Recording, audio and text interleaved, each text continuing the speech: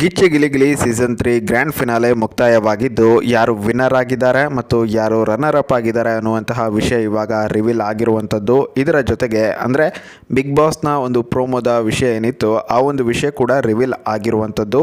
ಪ್ರೋಮೋನ release ಮಾಡಲಾಗಿದೆ. ಕಿಚ್ಚ ಸುದೀಪ್ ಅವರೇ ಈ ಸಲ ಕೂಡ ಇರ್ತಾರೆ ಅನ್ನುವಂತಹ ವಿಷಯ ಕೂಡ ರಿವೀಲ್ ಆಗಿದ್ದು ಇದೇ ಸೆಪ್ಟೆಂಬರ್ 29ರಿಂದ ಬಿಗ್ ಬಾಸ್ ಕೂಡ ಶುರುವಾಗಲಿದೆ.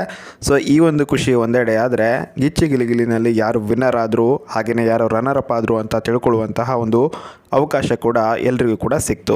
ಬನ್ನಿ ಹಾಗಾದರೆ ಈ ಬಾರಿ ಯಾರು ವಿನ್ನರ್ ಆಗಿದ್ದಾರೆ ಮತ್ತು ಅವರಿಗೆ ಎಷ್ಟು ಅಮೌಂಟ್ ಸಿಕ್ತು, ಹಾಗೆಯೇ ಯಾರು ರನ್ನರ್ ಅಪ್ ಆಗಿದ್ದಾರೆ ಅವರಿಗೆ ಎಷ್ಟು ಹಣವನ್ನು ನೀಡಲಾಯಿತು ಅನ್ನೋದರ ಬಗ್ಗೆ ಸಂಪೂರ್ಣವಾದ ಮಾಹಿತಿಯನ್ನು ತಿಳಿಸ್ಕೊಡ್ತಾ ಇದ್ದೀನಿ. ಹೀಗಾಗಿನೇ ವಿಡಿಯೋನ ಮಿಸ್ ಮಾಡ್ಕೊಳ್ಳದೆ ಪೂರ್ತಿಯಾಗಿ ನೋಡಿ ಮತ್ತು ಚಾನಲನ್ನು ಮೊದಲ ಬಾರಿ ವಿಸಿಟ್ ಮಾಡಿದ್ದೀರಾ ಅಥವಾ ಇನ್ನೂ ತನಕ ಕೂಡ ಸಬ್ಸ್ಕ್ರೈಬ್ ಮಾಡ್ಕೊಂಡಿಲ್ಲ ಅಂತ ಹೇಳಿದ್ರೆ ಎಲ್ಲರೂ ಕೂಡ ಈಗಲೇ ಚಾನಲನ್ನು ಸಬ್ಸ್ಕ್ರೈಬ್ ಮಾಡಿಕೊಂಡು ಸಪೋರ್ಟ್ ಮಾಡಿ.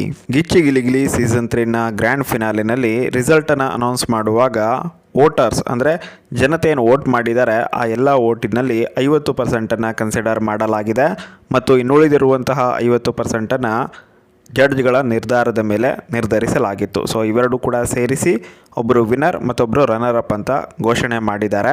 ರನ್ನರ್ ಅಪ್ ಅನ್ನುವವರನ್ನು ಡೈರೆಕ್ಟಾಗಿ ವಿನ್ನರ್ ಅಂತಲೇ ಘೋಷಣೆ ಮಾಡಬಹುದಿತ್ತು, ಬಟ್ ನಾನ್ ಆ್ಯಕ್ಟಿಂಗ್ ಕ್ಯಾಟಗರಿನಲ್ಲಿ ಅವರನ್ನು ಆಯ್ಕೆ ಮಾಡಲಾಗಿರೋದ್ರಿಂದ ಅವರನ್ನು ರನ್ನರ್ ಅಪ್ ಅಂತ ಕರೆದಿದ್ದಾರೆ. ಮತ್ತು ಈಗಾಗಲೇ ಗಿಚ್ಚಿ ಗಿಲಿಗಿಲಿನಲ್ಲಿ ಕಾಣಿಸಿಕೊಂಡು ಇವಾಗ ಮೆಂಟರ್ ಆಗಿ ವರ್ಕ್ ಮಾಡಿರುವಂತಹ ಸ್ಪರ್ಧಿಗಳಲ್ಲಿ ಒಬ್ಬರನ್ನು ವಿನ್ನರ್ ಅಂತ ಕರೆದಿದ್ದಾರೆ. ಇದಕ್ಕೂ ಮೊದಲು ಆ್ಯಕ್ಟಿಂಗ್ ಬರುವವರಿಗೆ ಒಬ್ಬರು ವಿನ್ನರ್ ಹಾಗೆಯೇ ರನ್ನರ್ ಅಂತ ಸೆಲೆಕ್ಟ್ ಮಾಡಿ, ಹಾಗೆಯೇ ಆ್ಯಕ್ಟಿಂಗ್ ಬರದೇ ಇರುವವರಲ್ಲಿ ಒಬ್ಬರು ವಿನ್ನರ್ ಮತ್ತು ರನ್ನರ್ ಅಪ್ ಅಂತ ಸೆಲೆಕ್ಟ್ ಮಾಡಬಹುದು ಅಂತ ಅಂದ್ಕೊಳ್ಳಲಾಗಿತ್ತು. ಬಟ್ ಇವಾಗ ಆ ರೀತಿಯಾಗಿ ಮಾಡಿಲ್ಲ. ತುಂಬಾ ಡಿಫ್ರೆಂಟ್ ಆದಂತಹ ಒಂದು ನಿರ್ಧಾರ ಇದು ಅಂತಲೇ ಹೇಳಬಹುದು. ಹಾಗೆಯೇ ಈ ಸಲದ ವಿನ್ನರ್ ಅಂತೆ ಈಗಾಗಲೇ ಹೇಳಿದ್ದೆ ನಾನು ನಿಮಗೆ, ಹುಲಿ ಕಾರ್ತಿಕ್ ಅವರು ವಿನ್ ಆಗಿದ್ದಾರೆ ಅಂತ ಹೇಳಿ. ಅದೇ ರೀತಿಯಾಗಿ ಹುಲಿ ಕಾರ್ತಿಕ್ ಅವರೇ ಈ ಸಲದ ವಿನ್ನರ್ ಅಂದರೆ ಗಿಚ್ಚಿ ಗಿಲಿಗಿಲಿ ಸೀಸನ್ 3ನ ಗ್ರ್ಯಾಂಡ್ ಫಿನಾಲೆ ವಿನ್ನರ್ ಆಗಿದ್ದಾರೆ ಮತ್ತು ಬರೋಬ್ಬರಿ 10 ಲಕ್ಷ ಬೆಲೆ ಬಾಳುವಂತಹ ಚಿನ್ನದ ಬೆಲ್ಟನ್ನು ಕೂಡ ತಮ್ಮದಾಗಿಸಿಕೊಂಡಿದ್ದಾರೆ. ಸೊ ಈ ಒಂದು ನಿರ್ಧಾರ 100% ಸರಿ ಇದೆ ಅಂತಲೇ ಅನ್ನಿಸ್ತಾ ಇದೆ.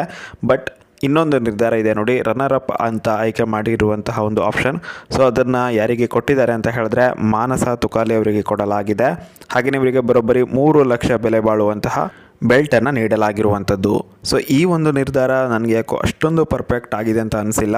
ಬೇರೆಯವರು ಕೂಡ ಇದ್ದರು, ದೀಕ್ಷಾ ಅವರು ಕೂಡ ತುಂಬಾ ಚೆನ್ನಾಗಿ ಮಾಡ್ತಾಯಿದ್ರು. ಆ್ಯಕ್ಚುಲಿ ರೇಷ್ಮಾ ಅವರು ಕೂಡ ತಕ್ಕ ಮಟ್ಟಿಗೆ ಚೆನ್ನಾಗೇ ಇತ್ತು ಆ್ಯಕ್ಟಿಂಗ್ ಅವರದ್ದು ಕೂಡ. ಹಾಗೆಯೇ ಮಾನಸ ಅವ್ರದ್ದು ಏನು ತುಂಬಾ ಕೆಟ್ಟದಾಗಿದೆ ಅಂತ ಅಲ್ಲ ನಾನು ಹೇಳ್ತಾ ಇರೋದು, ಬಟ್ ಕಂಪ್ಯಾರಿಟಿವ್ಲಿ ದೀಕ್ಷಾ ಅವ್ರದ್ದು ಸ್ವಲ್ಪ ಬೆಟರ್ ಆಗಿತ್ತೇನೋ, ದೀಕ್ಷಾ ಅವರೇ ರನ್ನರ್ ಅಪ್ ಆಗಬಹುದಿತ್ತೇನೋ ಅನ್ನೋದು ನನ್ನ ಒಂದು ಪರ್ಸ್ನಲ್ ಒಪಿನಿಯನ್ ಅಷ್ಟೇ. ಅದಷ್ಟೇ ಅಲ್ಲದೆ ಇಲ್ಲಿ ಮಾನಸ ಅವರು ವೈಲ್ಡ್ ಕಾರ್ಡ್ನಲ್ಲಿ ಎಂಟ್ರಿ ಕೊಟ್ಟಿದ್ದರು.